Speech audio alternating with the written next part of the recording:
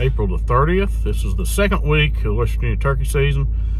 I'm getting ready to leave. It's about 5:36. Sunrise is at 6:30. Jared's already over there, but it's starting to drizzle rain. There's a 50% chance of rain today, so we're just going to see what happens. Stay tuned, and we'll see you over there in a little bit.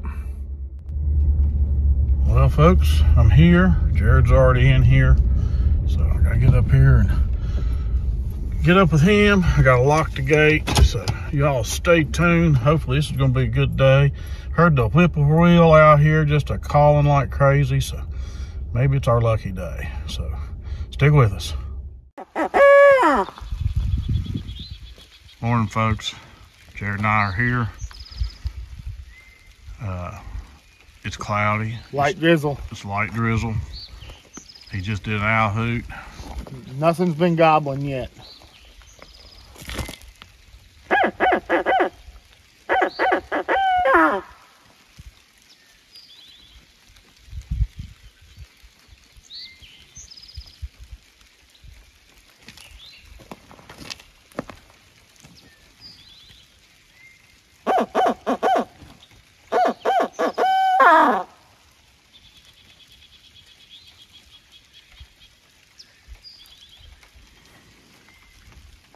Nothing yet. Nothing yet. It's 6 o'clock right now, folks. Sunrise is at 6:30. 6:30, yeah. So we've made it here before light.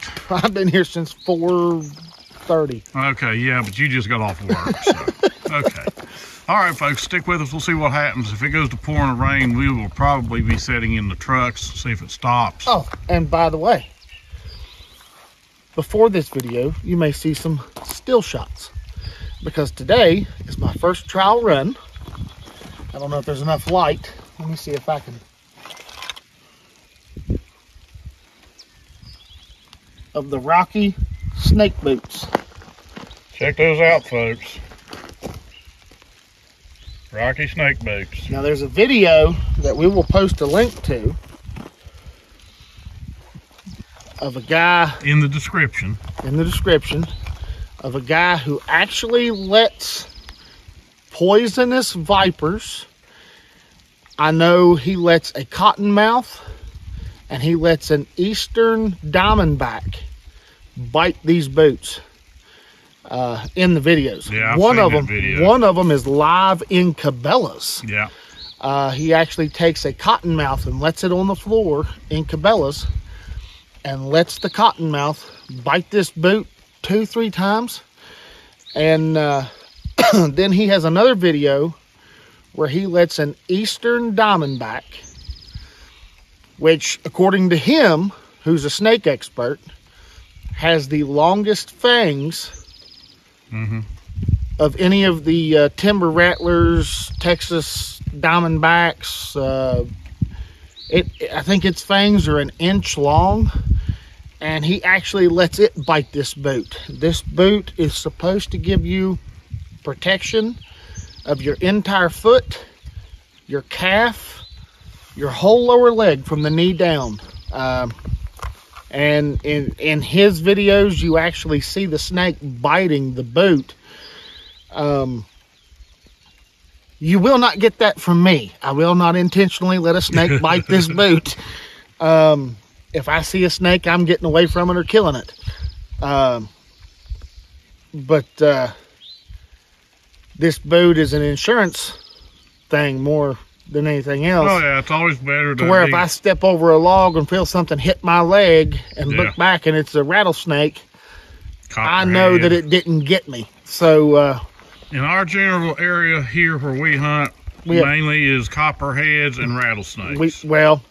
Timber rattlesnakes. Well, we see more of those though up at camp than we do here. I get it, but they're here. Yeah, I think they've been putting them in the gorge. The two most venomous snakes we have here and up at camp are the timber rattler and the copperhead. Yeah. Which a copperhead, from what I've been told and from what I've done my research on, it doesn't have very long fangs. A good quality leather boot can normally stop a copperhead. But don't take our word for it. It's not a risk that I'd be willing to take, but a good quality leather boot can normally stop them. A timber rattler will still bite through any leather boot that you have. With them, you need a snake boot. Yeah. And I just like the idea of knowing that this boot can actually take strikes from eastern diamondbacks, western diamondbacks.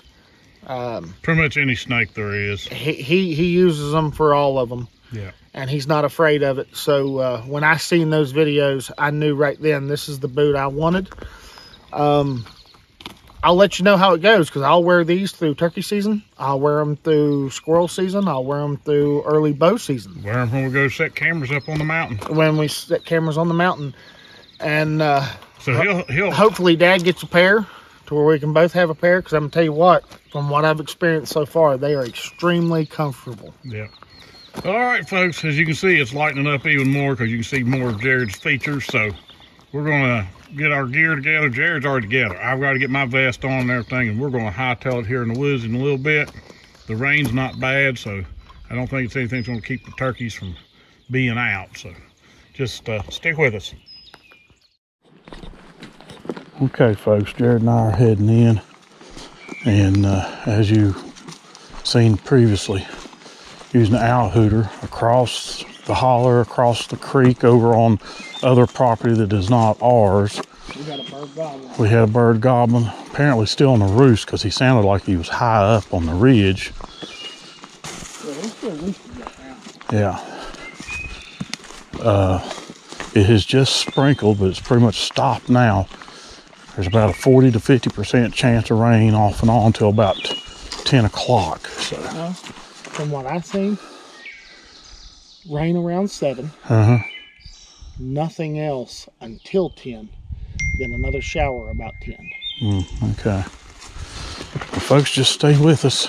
We're headed into the woods. We're going to try to locate some birds on our side, on our property, and see if we can get lucky today. So stay with us.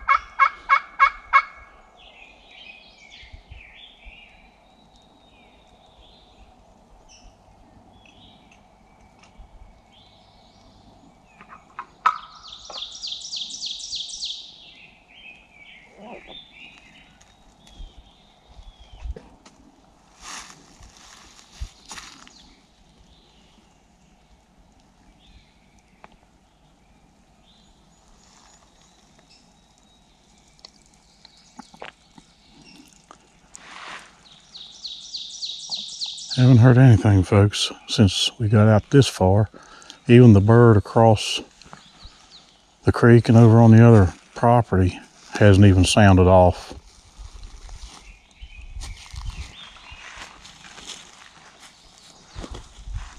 We're going to work our way out through here and just keep trying.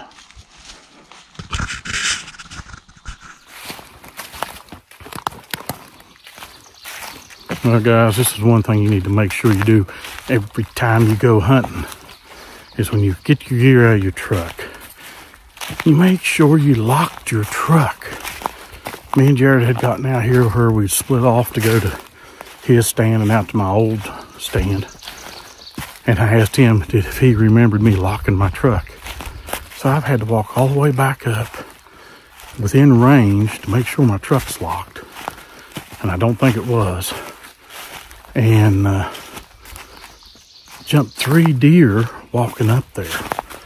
So I've been doing a little calling with the green-eyed monster. I'd stop a little bit and give a call, a few little clucks. See if I get anything to answer. And again, this morning at whatever time it is right now,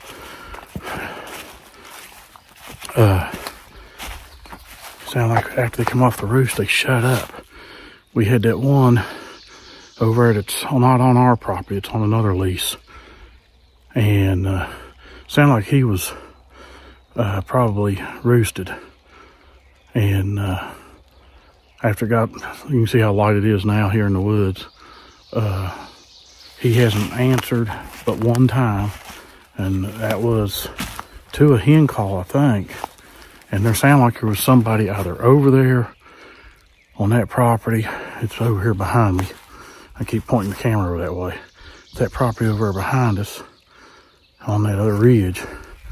But I thought I heard a hen over there. And then it's just become quiet. Jerod has called a few times. And we still haven't heard nothing. I know there's people getting turkeys, but there's a lot I've talked to said they might hear them 200-300 yards away, and just no way to really get to them to close the distance. So for us, it looks like it's gonna be a hard year. I don't know, but we're here. We're gonna give it our best. It does get discouraging when you're sitting in the woods and you call and stuff and you don't hear nothing. I mean, we heard that gobbler over on that other ridge, and that really gets us excited. But over here on our lease, we're not hearing anything. We see sign, we see where they've been in here scratching, but it doesn't sound like they're roosting over here or anything. So just stay with us. I'm trying to head my way back that way towards Jerod, so we'll catch you in a little bit. Well, folks, it's about 8:30, and I don't know if you can hear it or not, but it's done started raining. Heavy stuff looks like coming in. We looked at the radar, we got some heavy stuff getting ready to come in. So we're working our way back to the trucks. Only birds heard this morning was across the creek, across the old railroad grade, over on the other hunting club property that's not ours. I think there was only one. Only one, and he was roosted, because unless he was up on that high ridge. Yeah, because we was using the owl hooter. Yeah. We have not heard nothing else. We've been walking, stopping, checking trail cameras, taking our time, calling every now and then. Jerod even pulled out the old crow call, and we haven't heard anything. Heard 2 shots just about 15 minutes ago, way off on the other part of our hunting lease through another gate. So don't know if they had any luck or not, but we're going to work our way back to the truck.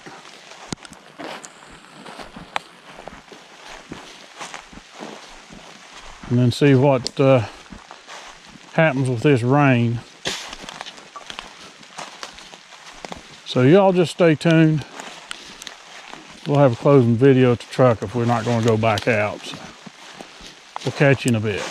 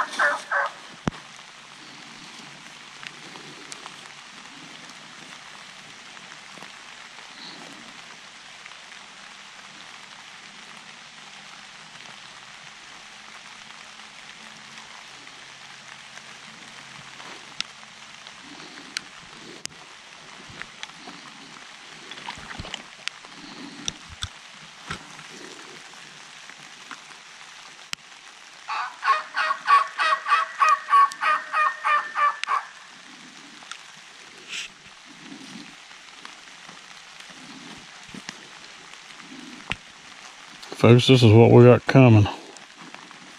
Looking at the radar. That's the reason why we kind of decided to head back towards the truck, but Jerod's doing some calling just in case something would answer.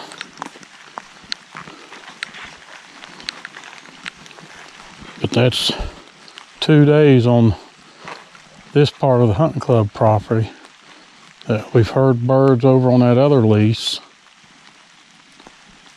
but haven't heard nothing here. I did see 3 deer. I went back to get my trail camera to put out. No, I went back to make sure my truck was locked. That's what it was. And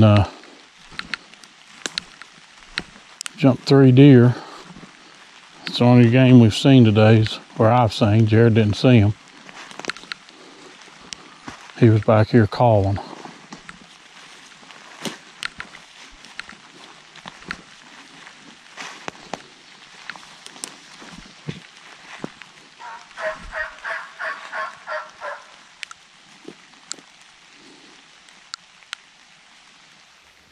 Okay, folks, it's 9:35. We've done called it quits. It is drizzling rain right now, with more rain coming in, fog setting in.